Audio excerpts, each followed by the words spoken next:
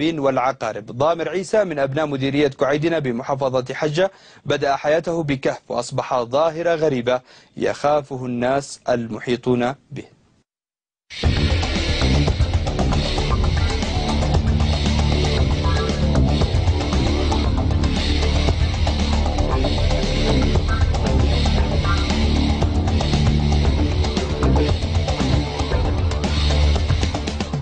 هو بشر، لكن فعله ليس كالبشر.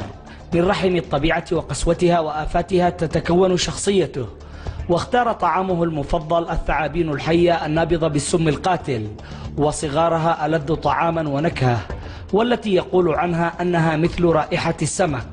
إنه ضامر عيسى، أحد أبناء مديرية كعيدنا بمحافظة حجة.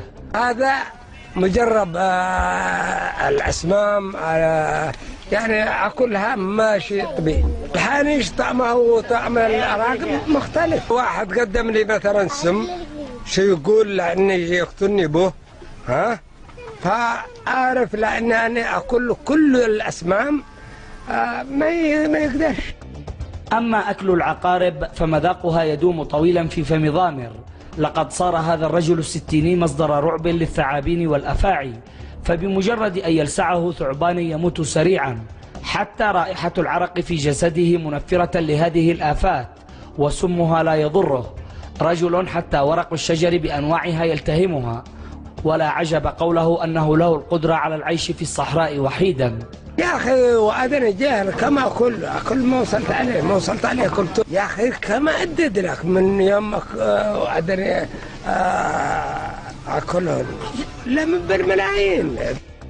لأن ضامر صار مختلفا بنظر من حوله، فإنهم يخشونه ويفرون منه.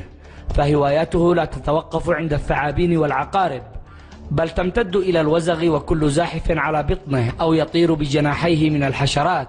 يمشي قلت يتات عينت له حنشون أقرب أمسكه قلته. لا عجب أن نرى كل ذلك من رجل بدأ حياته بمغارة موحشة ومع أسرته، ولولا فاعلي الخير الذين أنزلوه إلى حياة البشر والحضر لظل كما كان.